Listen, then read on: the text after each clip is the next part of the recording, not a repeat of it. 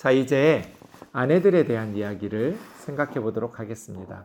아내들이여 자기 남편에게 복종하기를 주께 하듯 하라. 지난 시간에 우리가 살펴본 것처럼 그리스도인의 삶은 피차 복종하는 거예요. 아내들만 남편에게 복종하는 건 아니에요. 남편들도 아내들에게 복종해야 해요. 성도들만 목회자에게 복종하는 것 아니에요. 목회자들도 성도들에게 복종해야 돼요. 피차 복종하는 삶. 그러면 이 세상은 행복해져요. 그러면 문제는 발생할 수 있지만 해결하지 못할 문제가 없어져요. 피차 복종하는 삶이 있다면 말이에요. 아내들이여 자기 남편에게 자기 남편에게 복종하라. 골로새서 3장 18절에 보면 아내들아 남편에게 복종하라. 이는 주 안에서 마땅하니라. 이렇게 말씀하세요. 아내들아 남편에게 복종하라. 요즘 이런 말씀 되게 좀 불편하죠. 지금 뭐 조선시대도 아니고 아내들은 남편에게 복종하라 그래? 그러나 이것이 강요하고 명령해서 하는 것이 아니라 마땅한 거라고. 그래서 자발적으로 나와야 하는 것이라고 성경은 가르쳐요. 물론 아내들이 남편에게 복종하기를 주님에게 하게 하려면 저는 남편들의 역할이 매우 중요하다고 봐요. 주님께서 교회를 함부로 대하지 않잖아요. 예수님이 언제 교회를 소중하게 여기지 않고 막대하고 함부로 대하신 적이 있나요? 교회를 위해서 자신의 생명을 바치신 분이잖아요. 그래서 우리 교회가 주님께 복종하는 것이 너무나 행복한 일이잖아요. 억울한 일이 아니잖아요. 왜? 주님이 교회를 소중하게 여기시니까. 교회를 위해서 주님이 자신의 생명을 바쳐 살려내시는 희생과 헌신이 있었으니까. 이것이 머리의 역할이죠. 머리는 지배하고 명령하는 것이 핵심이 아니라 책임을 지는, 자기 역할을 감당하기 위해서 희생하고 헌신하는. 그래서 사실은 아내들이 남편에게 복종하라가 아니라 주님에게 하듯 하라, 이것이 우리에게 많은 생각을 하게 하는 본문이라고 봅니다. 형제들에게도 이 말씀은 적용되어져야 된다고 봐요. 교회가 주님에게 복종하는 것이 행복한 일이듯이 아내가 나에게 복종하는 것이 행복한 일이 되도록. 억지로 하는 복종은 억울한 일이고 막 채찍이 동원되어야 될 일이지만 자발적으로 행복해서 기꺼이 복종하고 순종하는 그러한 일은 너무나 행복한 일이죠. 한용운 선생님의 복종이라는 시 우리가 잘 알고 있잖아요. 남들은 자유를 좋아한다지만 나는 복종을 좋아하여요. 뭐 자유를 모르는 거 아니지만 당신에게만큼은 나는 복종하고 싶다고. 왜냐하면 내가 원하고 기뻐서 하는 복종은 그 어떤 자유보다 더 달콤하니까. 뭐 이런 시가 있잖아요. 다른 아내들은 자기 남편에게 자기 주장하고 자유를 외치고 나도 인간이야를 외치지만 나는 우리 남편에게 복종하고 순종하는 것이 자유보다도 더 좋다고. 뭐 자유를 모르는 건 아니지만 나는 당신에게만큼은 복종하고 싶다고. 그것이 나의 더 큰 행복이고 기쁨이고 더 달콤한 내 삶이라고. 이러려면 남편들이 아내에게 예수님이 교회에게 하듯 해야겠죠. 주께 하듯 하라. 이것이 자매님들에게 또 핑곗거리가 될까 염려돼요. 그래, 우리 남편이 나한테 그렇게 막대하니까 나는 이 말씀 순종 안 하는 거야. 어떻게 하겠어? 목사님도 그렇게 말씀하시잖아. 저 분명히 말했어요. 남편이 복종하게 하는 남편이라는 전제 조건이 없어요. 아내들이요, 자기 남편에게지 착한 남편에게, 아내에게 잘하는 남편에게 이런 말이 없어요. 왜 교회 와서 남의 남편에게는 잘하면서 자기 남편은 함부로 하세요? 교회 오면 남의 남편, 목사는 남의 남편이잖아요. 왜 남의 남편한테는 잘하면서 왜 정말 소중한 자기 남편에는 잘하지 않냔 말이에요. 남자들은 철이 없는 것 같아요. 저를 봐도 그래요. 조금만 존중해주면 목숨 걸고 희생하고 헌신해요. 아내들이 남편을 무시하니까 안 하려고 하죠. 조금만 존중하고 순종하는 듯 하면서 이렇게 진심으로 아껴주면 남편들은 살똥 죽을 똥 정말 가정을 위해서 희생하고 헌신하거든요. 아내를 위해서. 그래서 자매님들이 조금만 슬기롭게 남편이 열심히 가정을 위해서 희생할 수 있도록 잘 이렇게 이끌어가는 지혜가 필요한 것 같아요.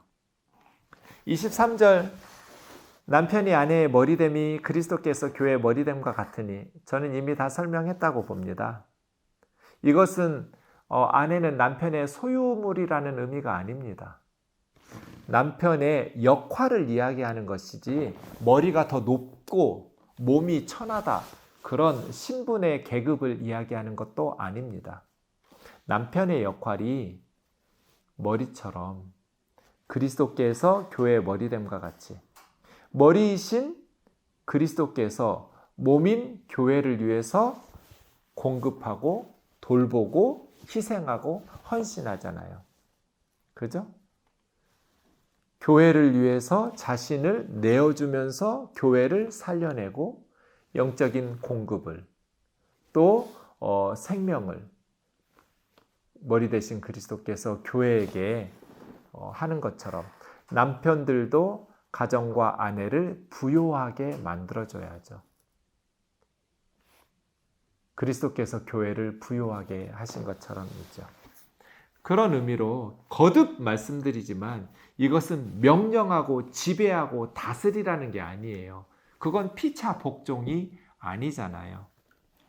서로 섬기고 희생하고 봉사하고 그것이 피차 복종이고 서로에게 책임을 가지고 상대방이 잘 될 수 있도록 순종하라는 의미이지 지배하고 다스리라는 의미의 피차 복종 아니고요. 머리됨도 아니에요. 주님이 몸의 구주이시니라. 그리스도께서 몸된 교회의 구원자예요. 지배자가 아니고. 머리된 것은 지배자가 아니라 구원자, 구주이시죠. 남편은 아내의 지배자가 아니라 아내를 구원하는 자, 책임 있게 돌보고 생명을 공급할 수 있도록 희생하고 헌신하는 자. 그러므로 교회가 그리스도에게 하듯 아내들도 범사에 자기 남편에게 복종하라. 그리스도께서 희생하니까 교회가 사랑과 존경과 신뢰의 마음을 가지고 주님에게 복종하잖아요. 남편들이 아내를 위해서 희생한다면 보호하고 돌보는 그러한 역할을 잘 감당한다면 아내들도 남편들에게 기꺼이 모든 일에 범사에 복종하겠죠. 그래서 남편은 폭군이 되어서는 안 돼요. 보호자가 되어야 되고 구원자가 되어야 되고 생명을 공급하는 자가 되어야죠. 아내들에게 주신 말씀인데요. 이 말씀 가만 보니까 아내들은 당연히 자기에게 적용해야 되고요. 남편들은 당연히 이 아내들인 본문 22절, 23절, 24절을 남편에게 복종해야 돼요. 자기에게 적용하면서 그래 이렇게 나한테 복종하라고 그랬는데 당신 왜 말씀대로 안 해? 이렇게 그 사람 얘기하지 말고 그냥 자기 얘기하면 돼요. 아, 아내가 마음에서부터 자발적으로 우러나는 복종을 할 수 있도록 내가 주님처럼 가정과 아내를 위해서 머리 역할을 잘해야겠구나. 희생과 헌신하는, 네. 주님이 우리 의견 무시하고 독재자로 교회 끌지 않으세요? 가족의 의견을 존중하면서 아내의 의견을 존중하면서 머리 역할을 하는 거지. 아내의 의견은 무시하고 언제 예수님이 우리 의견 무시하고 예수님의 뜻만 강요하시나요? 머리 역할 예수님 그렇게 하시지 않잖아요. 그럴 거면 뭐하러 기도하라 하시겠어요? 우리의 의견을 기도로 들으시고 존중하시면서 머리 역할 하시는 예수님처럼 가장들, 남편들도 가족의 의견을 존중하면서 아내의 의견을 존중하면서 머리 역할을 잘 감당하면 좋겠습니다. 남편들 얘기해 볼까요? 남편들아, 아내 사랑하기를 그리스도께서 교회를 사랑하시고 그 교회를 위하여 자신을 주심같이 하라. 네, 이제 남편들은 아가페네요. 아가페. 아내들을 사랑하라. 얼마만큼? 그리스도께서 교회를 위해서 자신을 주신 만큼. 그러니까 아내를 얼마만큼 사랑해야 돼요? 예수님이 죽으신 것만큼. 아내를 위해서 남편은 죽을 준비를 해야 돼요. 이럴 마음도 없는데 결혼은 뭐하러 해요? 아내를 위해서 죽을 마음도 없으면서 뭐하러 결혼하시는지 이해할 수가 없어요. 그게 남편들에게 주님께서 주신 명령이에요. 그리스도를 경외한다면 이렇게 살아야 돼요. 아내가 내가 생명을 바칠 만큼 가치 있는 여자인지 아닌지 그건 중요하지 않아요. 내가 그리스도를 경외하는지 안 하는지 이게 중요해요. 내가 우리 예수님을 두려워하는가? 내 마음속에 그리스도 예수의 마음이 있는가? 예수 그리스도를 본받으려는 마음이 있는가? 그렇다면 주님이 교회를 위해서 자신을 내어주신 것처럼 나는 아내를 위해서 나 자신을 내어주는 희생이 있어야 된다. 그게 남편들에게, 그러니까 남편의 역할은 명령하고 지배하고 다스리는 게 아니에요. 아내를 위해서 자기를 희생하는 거예요. 그러니 자매님들 억울할 게 없어요.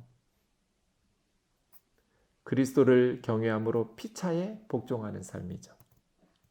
이는 왜냐하면 예수님 왜 죽으셨어요? 이게 26절이겠죠? 물로 씻어 말씀으로 깨끗하게 하사 거룩하게 하시려고. 예수님이 왜 죽으셨는가?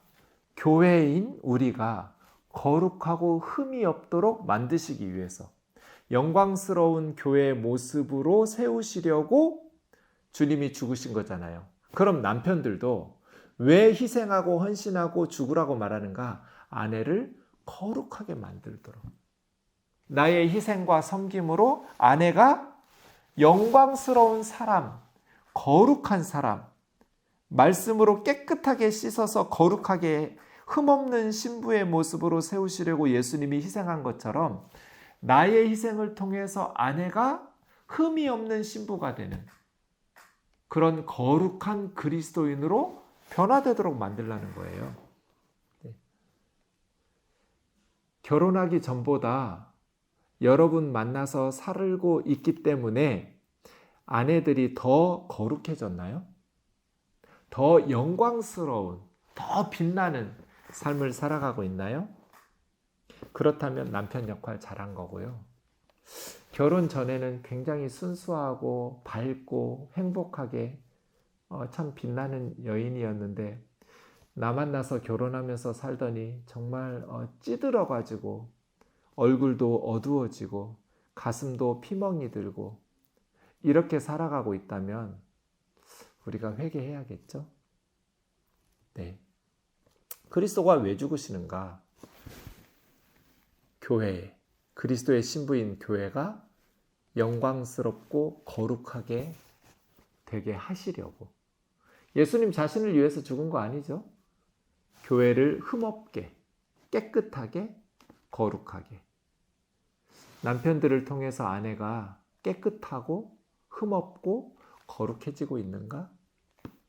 27절 또 있어요. 자기 앞에 영광스러운 교회로 세우사 티나 주름 잡힌 것이나 이런 것들이 없이 거룩하고 흠이 없게 하려 하심이라. 거룩하게, 이게 또 나오네요. 예수님께서 왜 죽으셨어요? 영광스러운 교회로 세우시려고. 티, 이건 작은 결함이죠. 티끌도 없도록 작은 결함조차 없게 하시려고. 주름, 이건 정말 이렇게 매끈하지 못한 거죠. 주름 잡힌 것이나 이런 것들이 없이 거룩하고 흠이 없게 하시려고. 네. 아내들도 우리 남편들의 사랑과 기도와 헌신으로 말미암아 더 거룩하고 영광스러운. 네, 이런 말씀들 설교에 보면 남편들은 아내가 자기에게 복종하지 않는다고 불평하고요. 아내들은 남편이 자기를 사랑하지 않는다고 불평해요. 그래서 성경 공부하는데 아무 효과가 없어요. 오히려 더 부부 사이에 은혜 받고 교회 주차장에서부터 싸우기 시작해요. 여러분, 지구상에서 제일 은혜가 많이 넘치는 곳이 교회 주차장이래요. 말씀으로 은혜 받고 예배로 은혜 받고 주차장에서 부부가 싸우면서 차 안에서 거기다가 은혜를 다 쏟아놓고 간대요. 그래서 교회 주차장이 제일 은혜가 많은 곳이래요. 거기다가 다 쏟아놓고 가서. 여러분, 은혜 받은 사람을 사탄이 가만두겠어요? 교회 주차장에다가 쏟아놓고 가게 만들려고 힘쓰겠죠. 제가 사탄이라도 그럴 것 같아요. 이 말씀, 각자 자기를 돌아보면서 은혜 받고 회개하고, 아내와 자녀들, 종들뿐 아니라 남편도 부모도 주인들도 피차에 복종하는 것. 이 세상 본받지 마라. 이 세대를 본받지 말고 마음을 새롭게 함으로 변화를 받아서 그리스도 예수의 마음을 품고 다른 사람을 귀하게 여기고 소중히 여기고 복종하면서 희생하는 삶을 살아라. 나는 누구를 위해서 희생하면서 헌신하면서 살아가고 있는가? 그렇게 살았으면 좋겠어요.